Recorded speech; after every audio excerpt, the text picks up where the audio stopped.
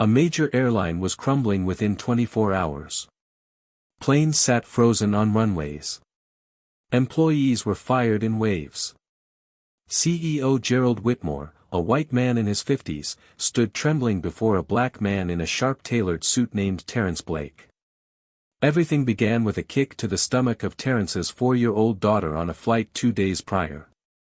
No one imagined that the quiet father was the man who held the fate of the entire aviation industry in his hands. Before we dive into this shocking story, drop a comment and tell us where you're watching from right now. If you believe justice should be blind to skin color, hit that like button. And don't forget to subscribe because what happens next will leave you speechless. Now, let's go back to where it all started. Terrence Blake was 39 years old, a self-made CEO of TechRise Capital, one of the largest venture capital firms investing in aviation technology and infrastructure across America. His portfolio included partnerships with 7 major airlines, aircraft manufacturers, and tech companies developing the future of flight.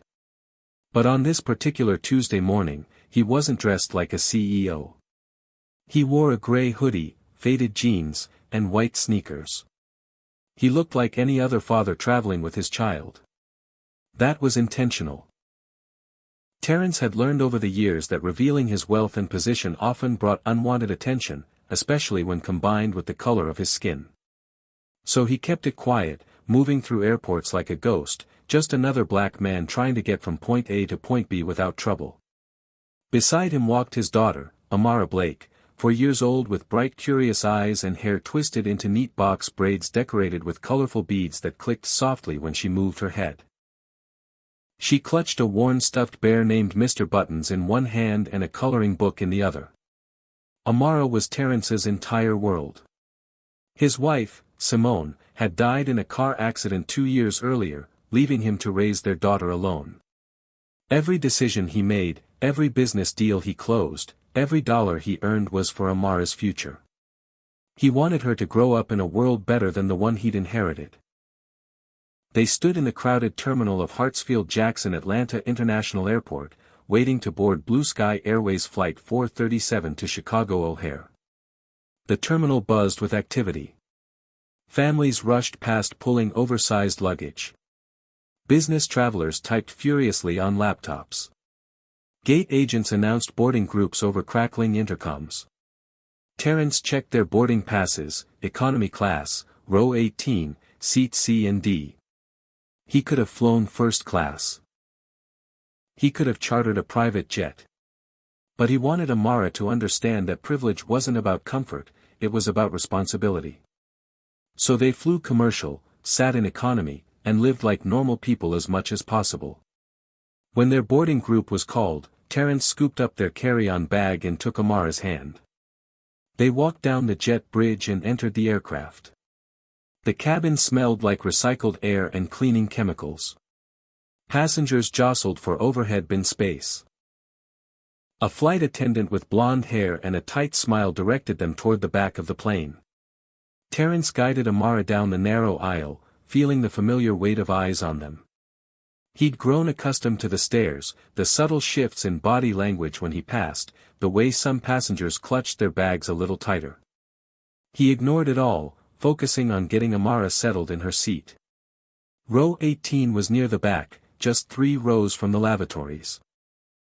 Terrence lifted Amara into the window seat and buckled her seatbelt. She immediately pulled out her coloring book and dumped her box of crayons onto the tray table.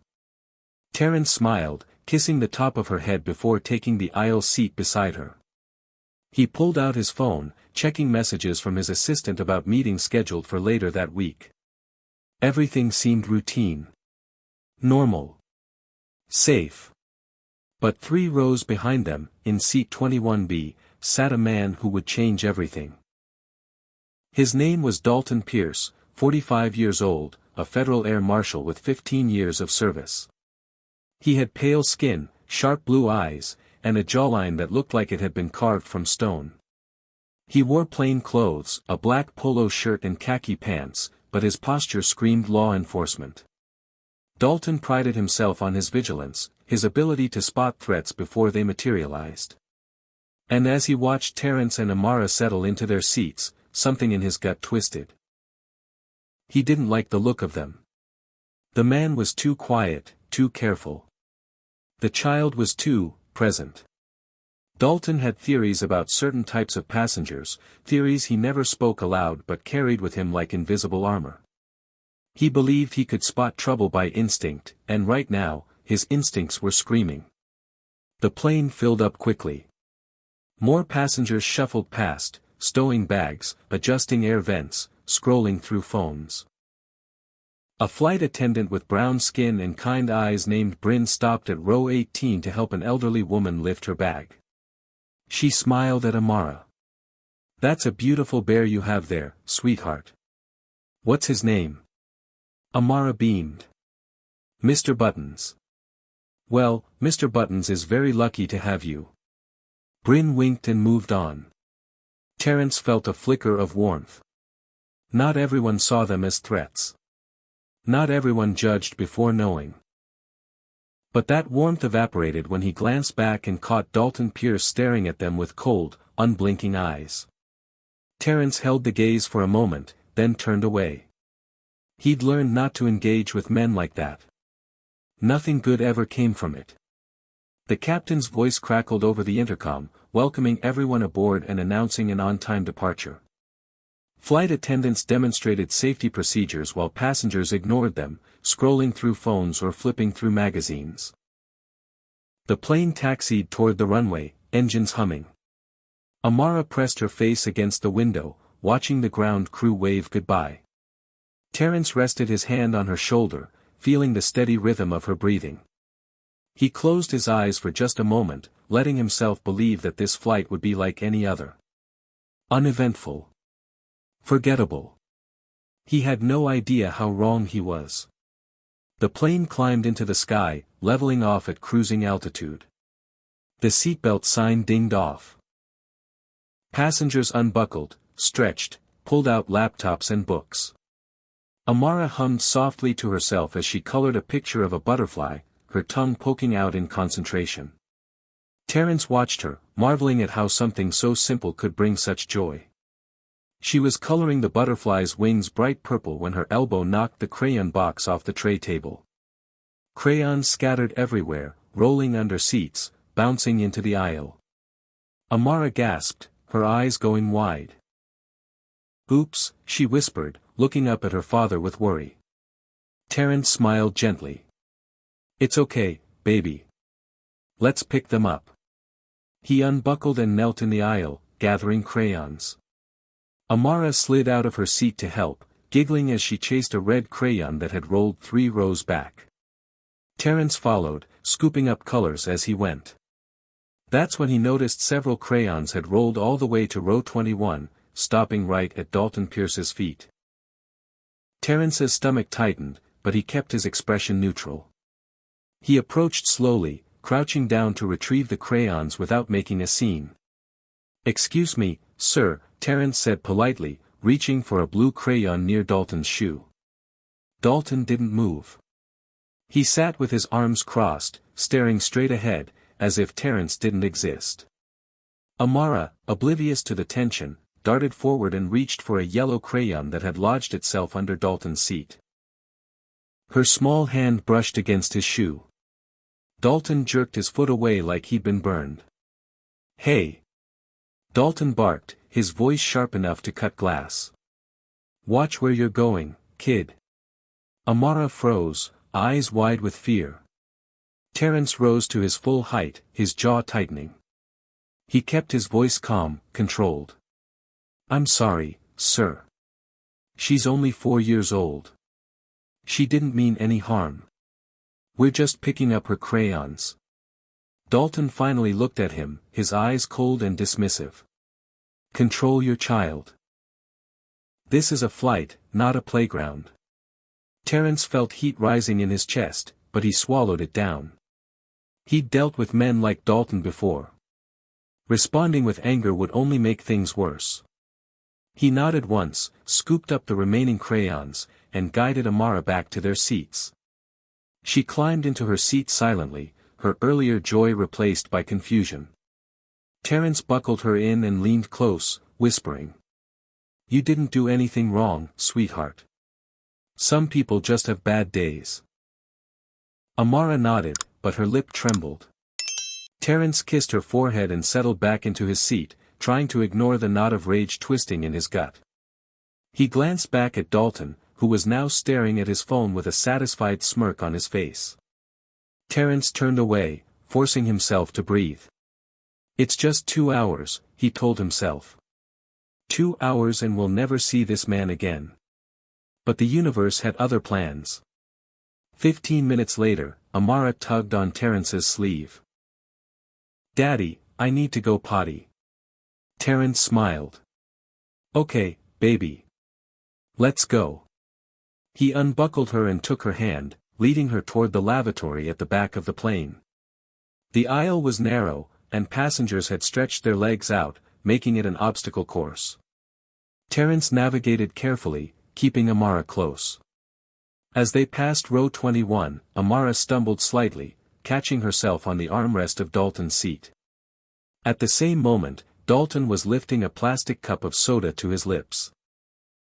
Amara's hand jostled the armrest, and the cup tilted, spilling a few drops onto Dalton's khaki pants. Dalton erupted. Are you kidding me? He shot to his feet, glaring down at Amara with fury blazing in his eyes. What is wrong with you people? The words hung in the air like poison. Several passengers turned to look. Terence stepped in front of Amara, shielding her with his body.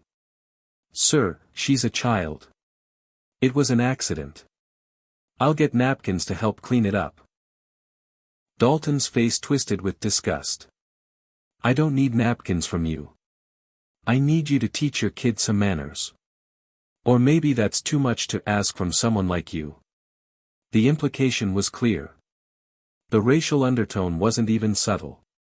It was blatant, ugly, dripping with contempt. Terence's hands curled into fists at his sides, but he forced himself to stay calm. Losing his temper would only confirm whatever prejudices Dalton already held. I'm asking you politely to lower your voice and step back, Terence said quietly, his voice like steel wrapped in velvet. Dalton sneered. Or what? You gonna do something about it? He leaned closer, his breath hot and sour. I'm an air marshal. I have the authority to remove disruptive passengers. And you and your kid have been nothing but disruptive since we took off. Terence didn't blink. My daughter dropped her crayons and accidentally bumped your seat. That's not disruptive. That's being a 4-year-old child. If you have a problem with children existing in public spaces, maybe you should reconsider your career choice. The cabin had gone silent. Other passengers watched, some with disapproval aimed at Terence, others with uncomfortable recognition of what was really happening. An older black woman named Ida, sitting in row 19, shook her head sadly but said nothing. A middle-aged white man named Gregory in row 22 smirked, clearly enjoying the confrontation. Dalton stepped even closer, invading Terence's space. Don't lecture me about my career. I've been doing this job for 15 years. I know a problem when I see one. Terence met his gaze without flinching. Then maybe you need glasses. For a moment, it seemed like Dalton might swing. His jaw clenched, his fists balled. But then he stepped back, forcing a cold smile. We'll see who has the problem when we land. Terence didn't respond. He took Amara's hand and led her toward the lavatory, feeling every pair of eyes in the cabin boring into his back. Amara was trembling. Daddy, why is that man so mad at me? Terence knelt down, cupping her face in his hands. He's not mad at you, baby. He's just lost. Some people carry anger inside them, and they look for reasons to let it out. You didn't do anything wrong. Do you understand? Amara nodded, tears pooling in her eyes. Terence hugged her tightly, fighting the urge to march back and confront Dalton properly. But he couldn't. Not here. Not now. So he helped Amara into the lavatory, waited outside, and tried to calm the storm raging inside him. When they returned to their seats, Dalton was back in his, arms crossed, staring straight ahead with that same smug expression. Terence ignored him, settling Amara back into her seat and handing her the coloring book. But she didn't want to color anymore. She just sat quietly, clutching Mr. Buttons, her earlier joy completely extinguished. Terence pulled out his phone and opened his messages, typing quickly to his personal attorney, Silas Drummond. Silas. I need you on standby. Situation developing on Blue Sky Airways Flight 437. Will explain when I land. The response came within seconds. Understood. I'm ready. Terence slipped the phone back into his pocket and stared out the window, watching clouds drift past. He didn't know what would happen next. But he knew, deep in his bones, that this wasn't over. Not by a long shot. The tension in the cabin was thick enough to choke on. Terence kept his eyes forward, one hand resting protectively on Amara's shoulder. She hadn't said a word since they returned from the lavatory, just sat clutching Mr. Buttons and staring blankly at her coloring book. Terence's heart ached. He'd tried so hard to shield her from the ugliness of the world, but here it was, sitting 3 rows behind them in the form of a man with a badge and a grudge. 10 minutes passed in uneasy silence. Then Amara shifted in her seat, accidentally knocking Mr. Buttons off her lap. The stuffed bear tumbled into the aisle and rolled backward, stopping directly at Dalton Pierce's feet. Amara gasped softly, looking up at her father with wide, worried eyes. It's okay, baby, Terence said gently. I'll get him. But before Terence could unbuckle, Amara was already sliding out of her seat. She was 4 years old, impulsive and innocent, unaware of the danger brewing behind them. She trotted down the aisle toward her beloved bear, her beaded braids clicking softly with each step. Terence stood quickly, following her, his instincts screaming at him to move faster. Amara reached Dalton's row and bent down to pick up Mr. Buttons. That's when Dalton looked down, saw the little black girl crouched near his feet, and something in him snapped. His face twisted with irritation and disgust. Without warning, without hesitation, he pulled his leg back and kicked Mr. Buttons hard, sending the stuffed bear flying down the aisle. Amara cried out, her voice high and broken. She scrambled after the bear, her little legs pumping as fast as they could. But she was clumsy, her vision blurred with tears, and she didn't see Dalton stand up. She didn't see him step into the aisle. She didn't see his boot come up until it was too late. Dalton kicked her. Not hard enough to seriously injure, but hard enough to send a 4-year-old girl sprawling onto the floor of the airplane cabin. Amara hit the ground with a thud, her scream piercing the air like a siren. Time stopped. Every head in the cabin whipped around. Gasps rippled through the passengers. Terence moved faster than he'd ever moved in his life, crossing the distance in 3 long strides and dropping to his knees beside his daughter. He scooped her up, cradling her against his chest as she sobbed uncontrollably. I've got you, baby. I've got you, he whispered, his voice shaking with barely controlled fury. He examined her quickly, his hands gentle but efficient. There was a red mark on her side where Dalton's boot had connected, already beginning to bruise. Amara was hysterical, clutching at her father's shirt, her small body racked with sobs. Terence looked up at Dalton, his eyes blazing with rage. You just kicked my daughter. Dalton stood there, arms crossed, completely unapologetic. She was in my way. I barely touched her. Stop overreacting. You kicked a 4-year-old child. Terence's voice rose, drawing even more attention. Dalton shrugged. She shouldn't have been running around like an animal. The word hung in the air, loaded and lethal. Several passengers gasped. Ida, the older black woman, stood up, her voice trembling with outrage. I saw what you did. You kicked that baby. She didn't do nothing to you.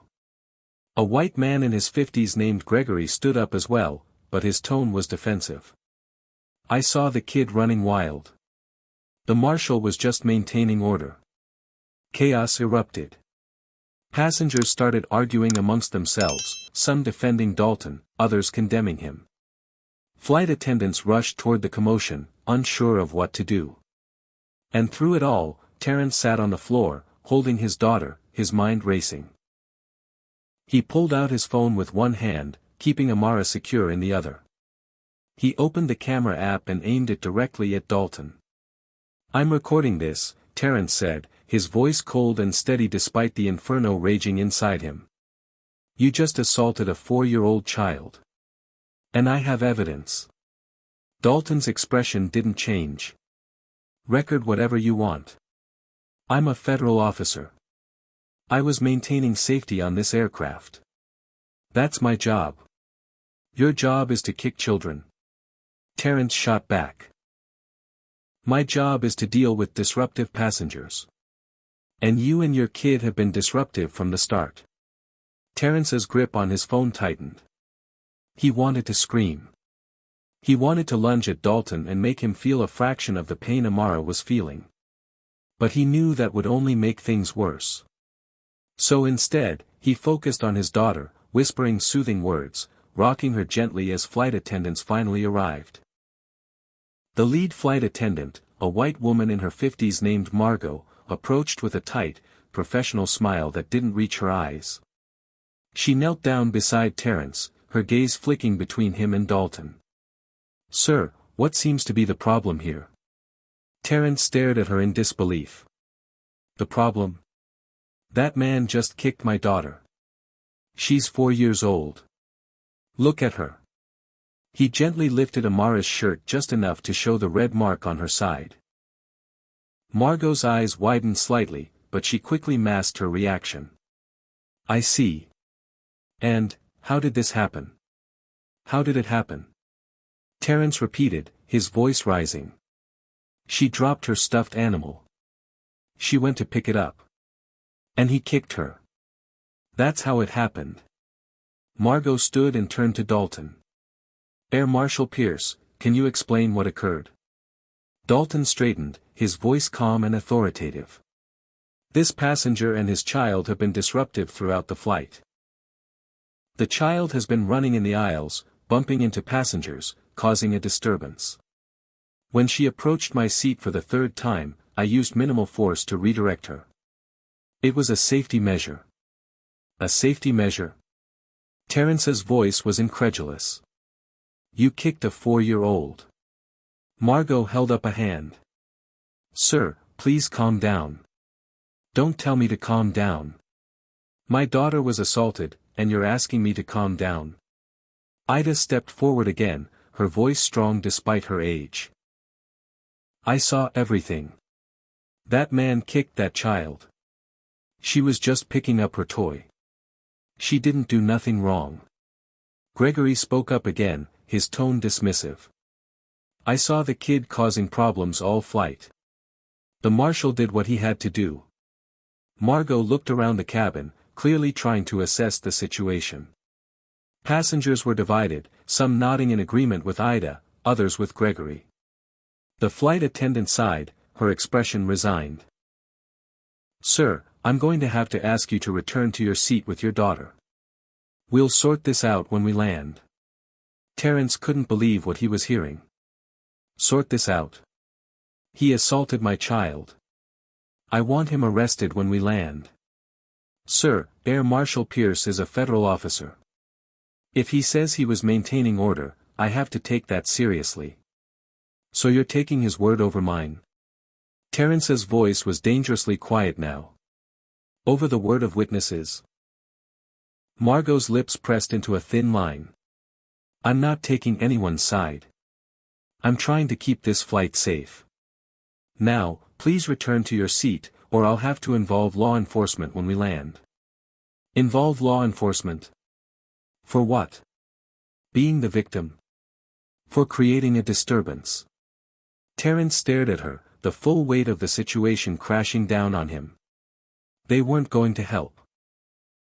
They were going to protect the man with the badge, the man with the authority, the man with the white skin. And Terence, the black father holding his injured daughter, would be painted as the problem. He stood slowly, still cradling Amara, and met Margot's gaze. "You're making a mistake. Sir, please sit down." Terence walked back to his seat, every eye in the cabin following him. He buckled Amara in gently, wiping her tears, kissing her forehead. She was still sobbing, her small body shaking. He pulled out his phone again and sent a text to Silas. "Document everything. I'm sending you video now. We're going to war." He attached the video he'd just recorded and hit send. Then he leaned back in his seat, closed his eyes, and let the fury settle into something colder, sharper, more dangerous. They thought this was over. They had no idea it was just beginning. The rest of the flight was suffocating.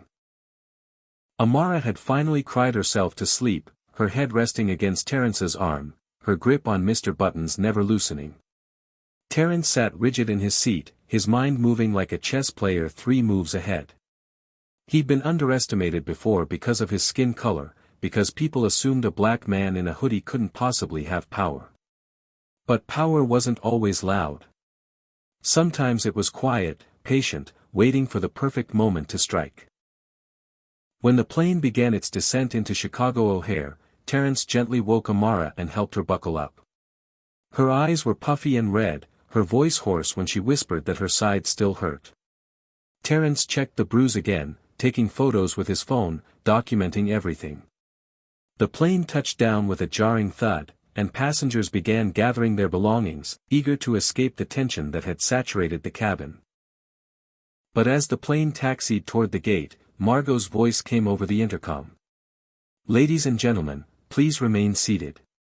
We have law enforcement boarding the aircraft to address a situation. This will only take a few moments." Terence's jaw tightened. Of course they called the police. He glanced back at Dalton, who sat with a satisfied smirk on his face, completely confident that the system would protect him. The plane came to a stop. The door opened. 2 uniformed airport police officers stepped aboard, a white man named Officer Brendan and a black woman named Officer Yvette. They scanned the cabin, their hands resting casually on their duty belts. Margot hurried toward them, speaking in hushed tones and gesturing toward the back of the plane. Toward Terence. Officer Brendan nodded, his expression neutral, and walked down the aisle with Officer Yvette following. Passengers craned their necks to watch. When the officers reached row 18, Brendan looked down at Terence. "Sir, we received a report of a disruptive passenger. We need you to come with us. Before we continue, I need to ask you something. Do you think Terence should have stayed silent to avoid making things worse? Or was he right to speak up, even knowing the system might turn against him? Comment number 1 if you believe he did the right thing by recording and speaking out. And if you've ever witnessed or experienced discrimination like this, drop a comment sharing your story. Don't forget to hit that like button if this story is getting your blood boiling, and subscribe because you need to see how Terence handles what comes next. Now, what do you think the police are going to do? Will they listen to him, or will they side with the man in uniform? Let's find out. Terence took a slow breath, keeping his voice calm. "I'm not the disruptive passenger, officer. That man 3 rows back kicked my 4-year-old daughter. I have video evidence. I have witnesses. And my daughter has visible bruising." Officer Yvette's eyes flicked to Amara, who was awake now, wide-eyed and scared. Then she looked at Officer Brendan, who seemed less interested in the details. "Air Marshal Pierce is a federal officer," Brendan said matter-of-factly. "Are you accusing him of assault?" "I'm not accusing. I'm stating a fact. He kicked my daughter." Multiple passengers saw it. Ida stood up again, her voice strong despite her age. "Officers, I saw the whole thing. That man kicked this little girl for no reason. She was just picking up her toy." Gregory spoke up from his seat, shaking his head. That's not what happened. The kid was running wild. The marshal did what he had to do to maintain order. Officer Brendan turned to Dalton. Marshal Pierce, what's your account? Dalton stood, adjusting his shirt, looking every bit the professional law enforcement officer. Officer, this passenger and his child have been disruptive throughout the flight. The child was running in the aisles, bumping into seats, causing a disturbance. When she approached my seat for the third time, I used minimal physical contact to redirect her. It was necessary to maintain safety. Officer Brendan nodded, as if that explanation made perfect sense. And you have documentation of this? I filed a report mid-flight with my supervisor. It's already on record. Terrence felt the ground shifting beneath him. This was how it worked. The system protected its own. The badge, the uniform, the title, they all carried more weight than truth. Officer Brendan looked back at Terrence. Sir, we're going to need you to come with us for questioning. You're detaining me. The victim's father? We're not detaining anyone. We just need to clear this up. By removing me from the plane while the man who assaulted my daughter walks free. Officer Yvette spoke for the first time, her voice softer than her partner's. Sir, we understand you're upset. But we need to follow protocol. If you cooperate, this will go much smoother. Terrence looked down at Amara, who was gripping his hand tightly, tears streaming down her face again. He didn't want to scare her more than she already was. He didn't want her to see him in handcuffs, dragged off a plane like a criminal. So he nodded. Fine. But I want to file a formal complaint against Air Marshal Pierce. And I want my daughter examined by a medical professional immediately. Officer Brendan exchanged a glance with Officer Yvette. We can arrange that. Terrence gathered their belongings, scooped Amara into his arms, and followed the officers off the plane. As they walked past Dalton, the air marshal caught Terrence's eye and smiled. It was a small, smug smile that said, I win. But Terrence didn't react. He just kept walking, holding his daughter close, his mind already 3 steps ahead. They were escorted through the terminal to a small security office. Passengers stared as they passed, whispering to each other, probably assuming Terrence was some kind of threat. Inside the office, Officer Brendan asked Terrence to sit. Officer Yvette knelt down to Amara's level, speaking gently. Hi, sweetheart. My name is Officer Yvette. Can you tell me what happened on the plane? Amara looked at her father, who nodded encouragingly. Then she whispered, the mean man kicked me. And he kicked Mr. Buttons. Officer Yvette's expression softened. I'm sorry that happened to you, honey. She stood and stepped aside to confer with Officer Brendan in hushed tones. Terrence could only catch fragments of their conversation. Bruising is consistent. Federal officer's word. Need to be careful. After what felt like an eternity, Officer Brendan approached Terrence. We're going to have a medical professional examine your daughter. But I need to be clear, sir. Air Marshal Pierce has filed a complaint as well, stating that you were verbally aggressive and refused to control your child. Terrence laughed bitterly. Of course he did. If you want to file a counter-complaint, you can do so. But understand that these things take time. And given that he's a federal officer, there will be an investigation. An investigation? My daughter has bruises. I have video. What more do you need? Officer Brendan's expression remained neutral. We'll review all the evidence. But for now, you're free to go. Terrence stood, lifting Amara into his arms. I want copies of every report filed today. I want the names of everyone involved. And I want that video footage from the plane's security cameras. Officer Yvette nodded. We'll make sure you get everything you're entitled to. Terrence didn't trust that for a second. But he didn't argue. He simply walked out of that office, carrying his daughter, his heart pounding with fury and determination. Outside, He pulled out his phone and called Silas. Silas. It's time. Understood. What do you need? Everything. Pull every contract, every partnership, every dollar we have invested in Blue Sky Airways. And schedule an emergency press conference for tomorrow morning. There was a pause on the other end. Then Silas's voice came back, steady and resolute. Consider it done. Terence ended the call and looked down at Amara, who was staring up at him with those big, trusting eyes. Daddy, are we in trouble? He kissed her forehead. No, baby. We're not in trouble. But some other people are about to be. Terence checked into a hotel near the airport, a quiet suite where he could regroup and plan his next move. He called Rosa, a trusted nanny who'd helped him care for Amara since Simone's death, and asked her to come stay with them for a few days.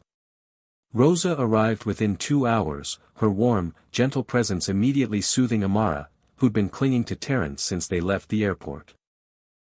Once Amara was settled with Rosa in the adjoining room, coloring and watching cartoons, Terence retreated to the main room and opened his laptop. Emails flooded his inbox. Messages from his legal team, his board of directors, his business partners. Word had spread quickly within his inner circle that something significant was happening. He called a video conference with his core team. 5 faces appeared on screen: Silas Drummond, his attorney, a sharp black man in his 50s with silver streaks in his hair. Naomi Chen, his chief operating officer, a brilliant strategist who never missed a detail. Marcus Hayes, his head of communications, a former journalist who knew how to control a narrative. Regina Torres, his financial officer, a woman who could make or break companies with a single spreadsheet. And Bryce Coleman, his head of security, a former Secret Service agent who handled the details no one wanted to talk about. Thank you all for joining on short notice, Terence began, his voice steady despite the exhaustion creeping into his bones. I'm sure you've all seen the preliminary reports. Here's what happened. He recounted the entire incident, from the moment they boarded the plane to the confrontation with airport police. He showed them the video of Dalton kicking Amara. He showed them the photos of her bruises. He showed them the dismissive responses from the flight crew and law enforcement. When he finished, there was silence. Then Marcus spoke, his voice tight with anger. This is going to blow up. When this gets out, Blue Sky Airways is finished. That's the plan, Terence said coldly. Regina pulled up a financial report on her screen. We currently have $350 million invested in Blue Sky Airways across 4 contracts. Fleet modernization, tech infrastructure upgrades, pilot training programs, and customer experience enhancement. If we pull out, they'll default on their loans. Their stock will tank. They'll be facing bankruptcy within 6 months. Good, Terence said without hesitation. Naomi leaned forward, her expression thoughtful. Terence, I understand your anger. But are you sure you want to go nuclear? There are thousands of employees at Blue Sky Airways who had nothing to do with this. Those employees work for a company that protects abusers and punishes victims. If they lose their jobs, they can blame their leadership, not me. Bryce spoke up, his voice calm and measured. I've already pulled security footage from the airport. We have multiple angles of the incident. We also have passenger manifest data. I've identified 12 witnesses who were on that flight. 6 of them are willing to provide statements supporting your account. 3 are refusing to get involved. And 3, including a man named Gregory Wallace, are supporting the Air Marshal's version. That's enough, Terence said. We don't need everyone. We just need the truth. Silas cleared his throat. I've drafted a lawsuit against Blue Sky Airways and Dalton Pierce. We're filing charges of assault, negligence, racial discrimination, and emotional distress. I'm also recommending we file a complaint with the Department of Transportation and the Federal Air Marshal Service. Do it, Terence said. All of it. Marcus tapped his pen against his desk. I've scheduled a press conference for 9 a.m. tomorrow morning. I've already reached out to major outlets. They're all interested. This story has everything: a wealthy black CEO, a white federal officer, a 4-year-old victim, and systemic racism in the airline industry. It's going to dominate the news cycle. That's exactly what I want, Terrence said. I want the world to see what happened.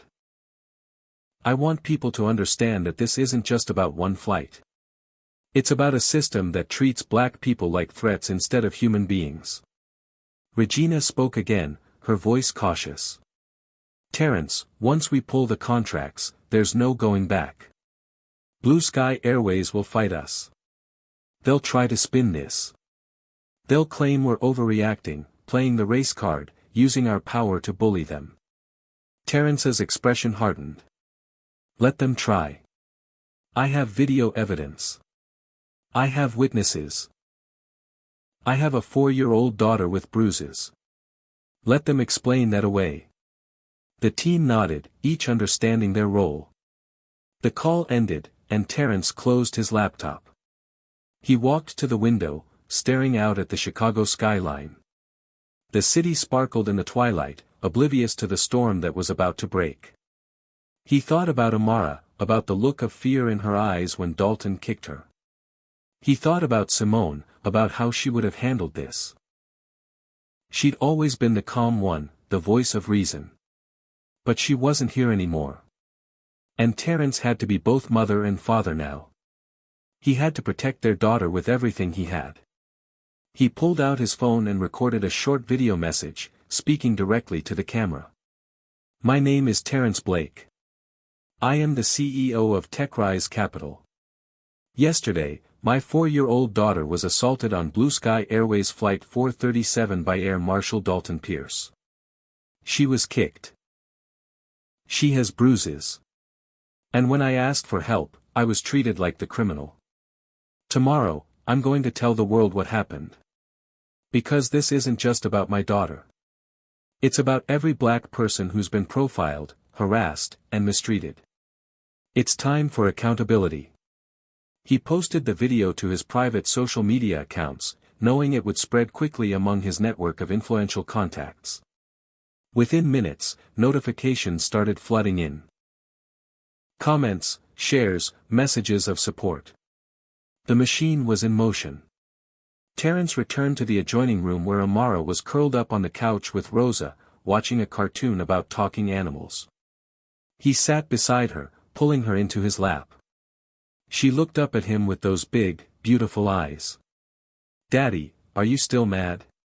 He kissed the top of her head. I'm not mad at you, baby. I'm mad at the people who hurt you. But I'm going to make sure they can never hurt anyone else. How? Terrence smiled softly. By telling the truth. The next morning, Terrence woke before dawn. He showered, shaved, and dressed in a sharp black suit with a crisp white shirt and a deep blue tie. He looked at himself in the mirror, seeing not just a father, but a weapon. A weapon forged from pain, sharpened by injustice, and aimed directly at the heart of a corrupt system. Rosa took care of Amara while Terrence headed downtown to the press conference venue, a sleek conference room in a high-rise building overlooking the Chicago River. Marcus had done his job well. The room was packed with reporters, cameras, microphones, and lights. National networks, local stations, online media, they were all there. Terrence walked to the podium, flanked by Silas on one side and Marcus on the other. The room fell silent. Camera flashes popped like fireworks. Terrence adjusted the microphone, looked directly into the cameras, and began. Good morning. My name is Terrence Blake. I am the CEO of TechRise Capital, a venture capital firm that invests in aviation technology and infrastructure. 2 days ago, I was a passenger on Blue Sky Airways Flight 437 from Atlanta to Chicago. I was traveling with my 4-year-old daughter, Amara. What happened on that flight is something no parent should ever have to witness. And what happened afterward is something no black person should ever have to endure. He paused, letting the words sink in. The room was silent except for the hum of recording equipment. During the flight, my daughter accidentally dropped her crayons. They rolled into the aisle. She went to pick them up, and in doing so, she accidentally bumped the seat of Air Marshal Dalton Pierce. He responded with hostility and aggression. Later, when she dropped her stuffed animal and went to retrieve it, he kicked her. A grown man, a federal officer, kicked a 4-year-old child. She fell. She cried. She has bruises. Terrence's voice remained steady, but the emotion was palpable. He pulled out his phone and displayed the video on the large screen behind him. The room gasped collectively as they watched Dalton's boot connect with Amara's small body. The image froze on her face, twisted in shock and pain. When I asked for help, when I demanded that something be done, I was treated like the problem. The flight crew sided with the air marshal. Other passengers defended him, saying my daughter was being disruptive. When we landed, airport police detained me for questioning while the man who assaulted my daughter walked free. The room erupted with questions, but Terrence held up a hand. I'm not finished. Blue Sky Airways didn't just fail to protect my daughter. They actively protected her attacker. They chose the badge over the truth. They chose the white officer over the black child. And that is why, as of this morning, TechRise Capital is terminating our $350 million contract with Blue Sky Airways. Effective immediately. The room exploded. Reporters shouted questions. Cameras flashed frantically. Terrence stood at the podium, unmoved. Furthermore, I am filing a lawsuit against Blue Sky Airways and Dalton Pierce for assault, negligence, and racial discrimination. I am calling on the Department of Transportation and the Federal Air Marshal Service to investigate this incident. And I am calling on every passenger, every investor, and every partner to reconsider their relationship with an airline that treats black children like criminals. He stepped back from the microphone. Marcus stepped forward to field questions, but Terrence had said everything he needed to say. He walked off the stage, Silas beside him, and exited through a side door where a car was waiting. As they drove away, Terrence's phone exploded with notifications. The video had gone viral within minutes. Hashtags were trending. Hashtag Justice for Amara. Hashtag Boycott Blue Sky. Hashtag Black Lives Matter. The story was everywhere, from CNN to Twitter to Instagram. Millions of people were watching, sharing, commenting. Back at the hotel, Terrence found Amara playing with blocks while Rosa watched nearby. He knelt beside his daughter and smiled. I just told a lot of people about what happened to you. They're going to help us make sure it never happens again. Amara hugged him tightly. Thank you, Daddy. Terrence held her, feeling the weight of what he'd set in motion. This was only the beginning. But he was ready for the war ahead. Within 6 hours of Terrence's press conference, Blue Sky Airways' world began to crumble. The stock price plummeted 23% before trading was halted. Major corporate clients began pulling contracts. Passengers canceled flights by the thousands. Hashtags calling for a boycott dominated social media. And every major news outlet was covering the story, dissecting every angle, every detail, every implication. In the executive boardroom of Blue Sky Airways headquarters in Dallas, CEO Gerald Whitmore sat surrounded by his leadership team, all of them staring at the same nightmare unfolding on multiple screens. The video of Dalton kicking Amara played on loop on every news channel. Terrence's words echoed in the background. And the numbers, those devastating numbers, ticked down with every passing minute. Gerald ran a hand through his thinning hair, his face pale and drawn. How did this happen? How did we let this happen? Felicity Monroe, the chief communications officer, shook her head, her expression grim. Sir, we didn't let anything happen.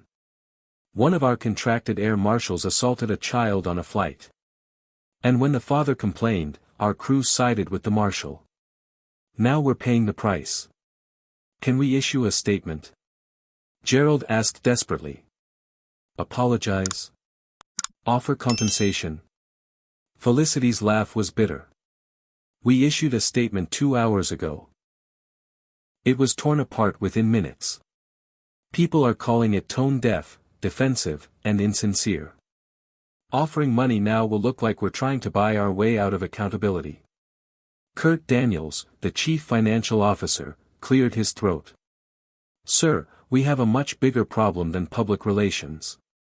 TechRise Capital's withdrawal has triggered default clauses in 3 of our loan agreements. We're looking at immediate debt obligations of over $200 million. We don't have the liquidity to cover that.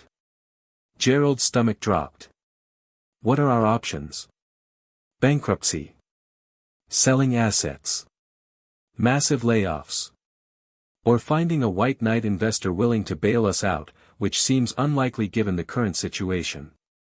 Vincent Harper, the general counsel, leaned forward.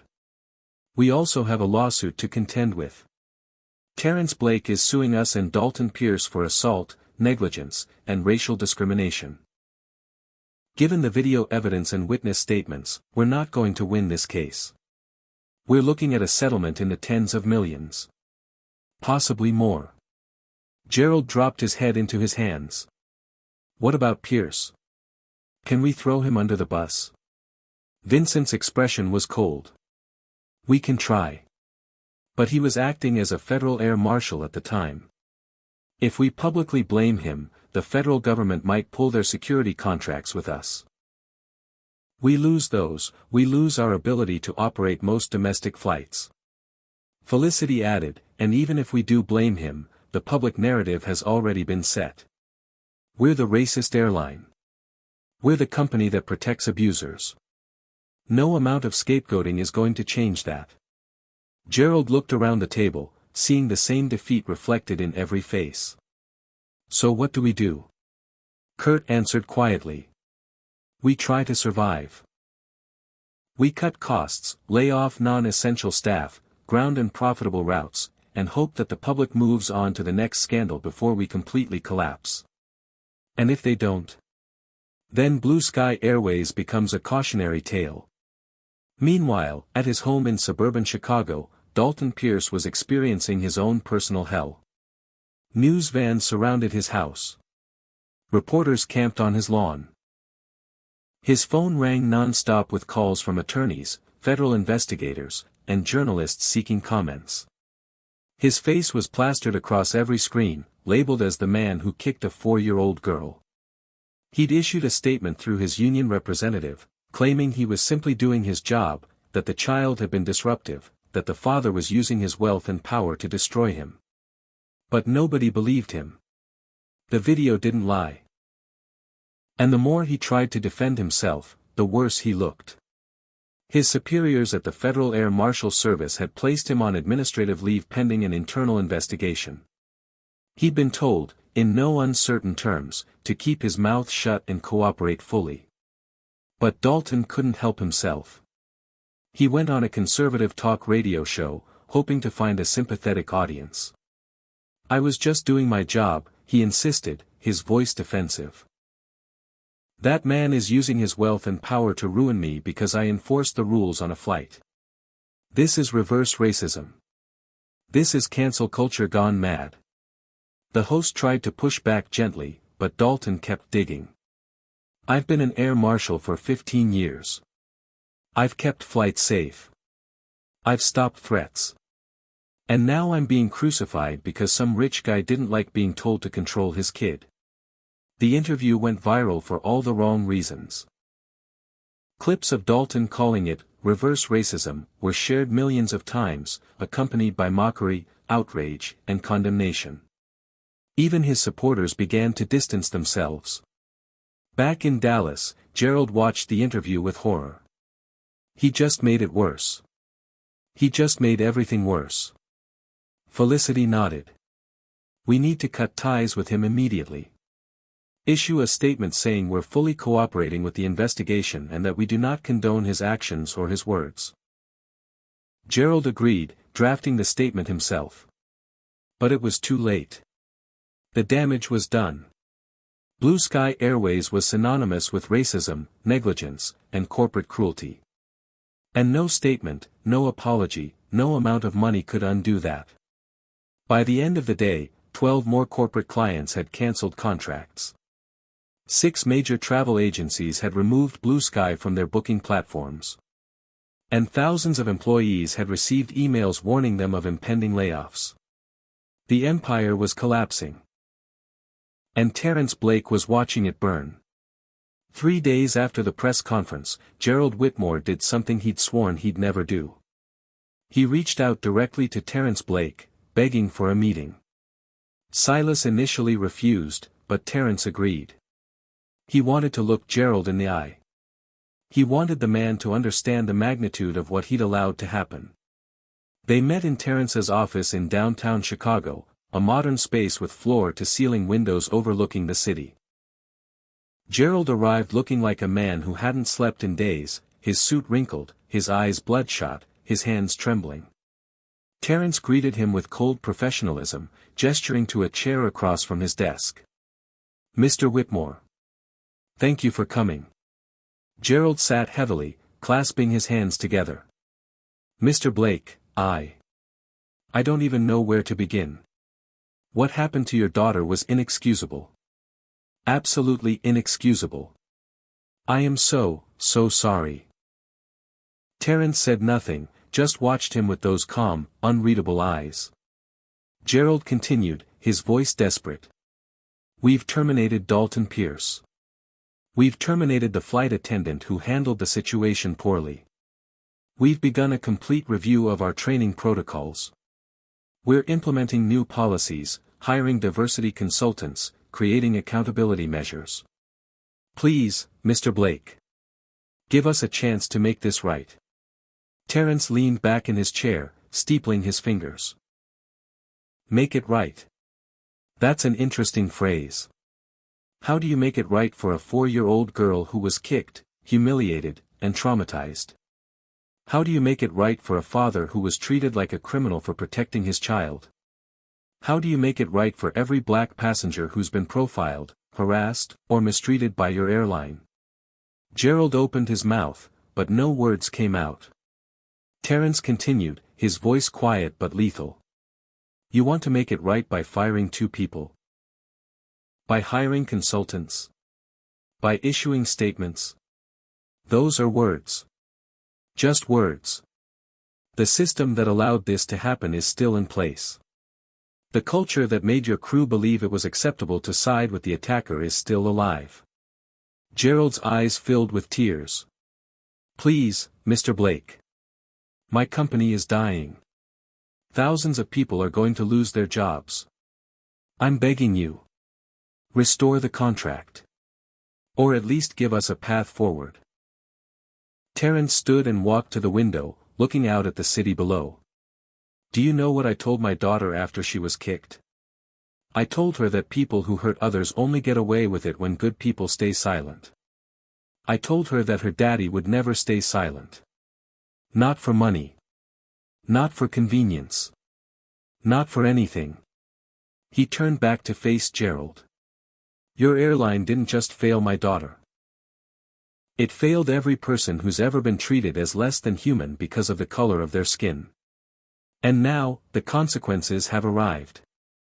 Gerald stood as well, desperation etched into every line of his face. Please. I have a family. I have employees with families. We're talking about livelihoods, about people's futures. Terence walked to his desk, opened a drawer, and pulled out a thick envelope. He handed it to Gerald. Inside is a proposal. If Blue Sky Airways agrees to a complete overhaul, independent oversight, mandatory bias training for every employee, a $10 million fund for victims of discrimination, and a public admission of institutional racism, I will consider restoring partial investment. Not as a gift. As an opportunity for redemption. Gerald tore open the envelope, scanning the document inside. His face went from pale to ashen. This this will cost us hundreds of millions. It will take years to implement. Terrence's expression didn't change. Then you'd better get started. Because the alternative is bankruptcy. Gerald looked up, tears streaming down his face. You're destroying us. No, Terrence said coldly. You destroyed yourselves. I'm just holding you accountable. Gerald stood there for a long moment, the envelope trembling in his hands. Then he nodded slowly, defeated. I'll take this to the board. You do that. Gerald turned to leave, but Terrence called after him. Mr. Whitmore. One more thing. Gerald turned back. If you ever allow something like this to happen again, I won't just pull my investment. I'll make sure Blue Sky Airways never flies another route. Do you understand? Gerald nodded, his throat too tight to speak. He walked out of the office, a broken man carrying the weight of his company's sins. After he left, Silas stepped into the office from the adjoining conference room where he'd been listening. That was brutal. Terrence didn't disagree. It had to be. Do you think they'll accept the proposal? Terrence shrugged. They don't have a choice. It's accept or die. Silas nodded. You know, you could have destroyed them completely. You still can. Terrence looked at the photo of Amara on his desk, smiling in the sunlight, holding Mr. Buttons. I'm not interested in destruction. I'm interested in change. Real change. If they're willing to do the work, I'll give them a chance. But only one. 6 months later, the world looked different for everyone involved. Blue Sky Airways had accepted Terrence's proposal in full. They'd undergone a complete restructuring, bringing in an independent oversight committee led by civil rights activists and community leaders. Every employee, from pilots to baggage handlers, had completed mandatory bias training. The company had established a $10 million fund to compensate victims of discrimination and support organizations fighting racial injustice. And most importantly, they'd issued a public statement acknowledging their institutional failures and committing to systemic change. It hadn't been easy. Thousands of employees had been laid off during the restructuring. Routes had been cut. Stock prices remained depressed. But slowly, painfully, the company was beginning to rebuild, this time with a foundation of accountability and transparency. Dalton Pierce had been criminally charged with assault on a minor. He'd pleaded guilty in exchange for a reduced sentence, serving 6 months in jail and losing his federal credentials permanently. His career was over. His reputation destroyed. He'd become a symbol of everything wrong with unchecked authority and racial bias. Margot, the flight attendant, had been fired but used her platform to become an advocate for change within the airline industry. She'd spoken at conferences, written op-eds, and worked with organizations training flight crews on implicit bias. She couldn't undo what she'd done, but she was trying to ensure it never happened again. Ida, the elderly woman who'd stood up for Amara, had been hired by Blue Sky Airways as a community liaison and consultant, using her voice to help shape the company's new policies. And Terrence had partially restored his investment, under strict terms and with ongoing oversight. He'd turned the incident into a catalyst for industry-wide change, working with other airlines to implement similar reforms. He'd become a voice for justice, not just in aviation but across all sectors of business. But the most important change had happened at home. Terrence sat in his office on a quiet Saturday morning, Amara beside him at her own small desk, drawing pictures with her beloved crayons. She was 5 now, taller, more confident. The trauma of that flight hadn't disappeared, but it had healed. She no longer flinched when strangers approached. She no longer had nightmares about boots and angry voices. And she still loved airplanes. "Daddy, look," she said, holding up her drawing. It showed a man and a little girl holding hands, standing in front of an airplane with a bright blue sky behind them. Terrence smiled, taking the picture and admiring it. "That's beautiful, baby. Is that us?" Yep. And look. She pointed to words she'd carefully written at the top in crayon. Safe planes for everyone. Terence felt his throat tighten with emotion. You're absolutely right. Safe planes for everyone. Amara beamed, then returned to her drawing. Terence watched her, feeling a profound sense of pride. She'd been through something no child should ever experience. But instead of breaking her, it had made her want to help others.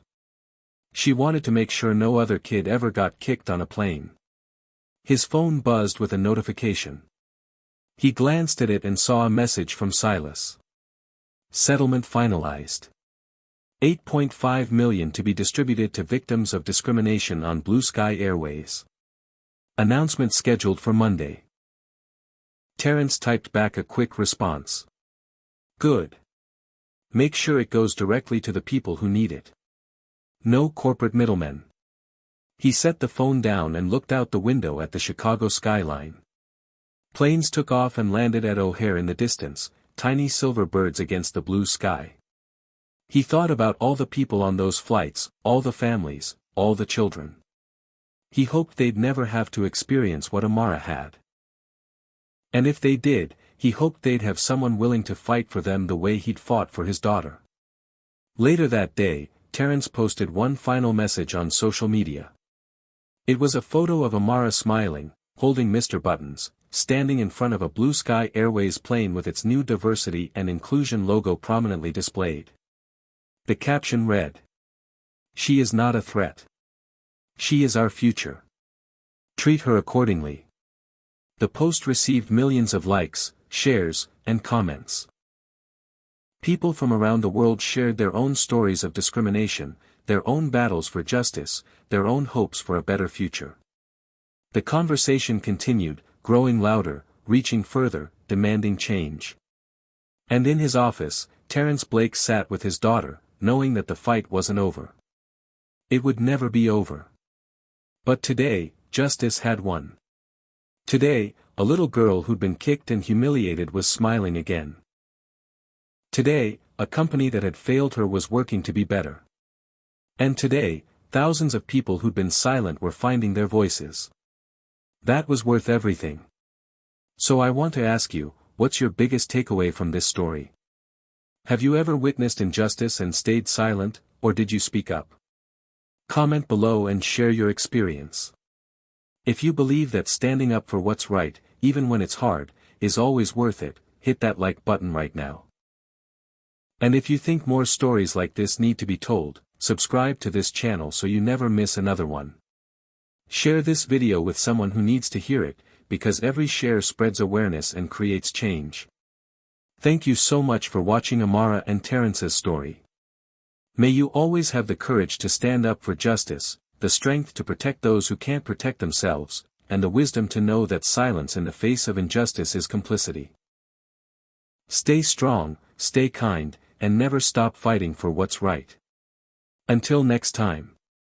This story reveals powerful truths about justice, accountability, and the courage to stand against systemic racism.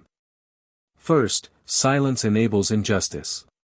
When passengers witnessed Amara being kicked but said nothing, they became complicit in her trauma. Speaking up, even when uncomfortable, is a moral obligation. Second, power without accountability breeds corruption. Dalton Pierce believed his badge made him untouchable, illustrating how authority can shield wrongdoing when institutions prioritize protection over truth. Third, documentation is essential. Terence's video evidence transformed a he said, she said situation into undeniable proof, reminding us to record injustice when we witness it. Fourth, economic consequences drive change. Blue Sky Airways only reformed when their profits were threatened, proving that financial pressure can force systemic transformation where appeals to morality fail. Fifth, trauma doesn't define us. Amara didn't let being kicked destroy her spirit. Instead, she channeled her experience into wanting to help others, showing remarkable resilience. Sixth, one person can spark a movement. Terence's refusal to stay silent created industry-wide reforms, demonstrating that individual action matters profoundly. Finally, justice requires sacrifice. Terrence risked backlash, spent resources, and endured public scrutiny to protect his daughter and others like her.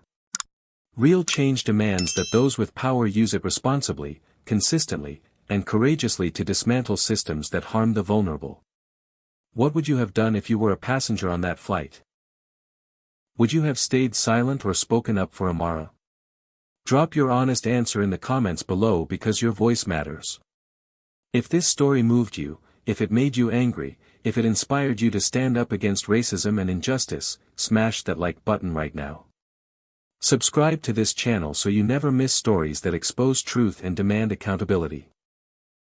And please, share this video with your family, friends, and colleagues because every share spreads awareness and creates momentum for change.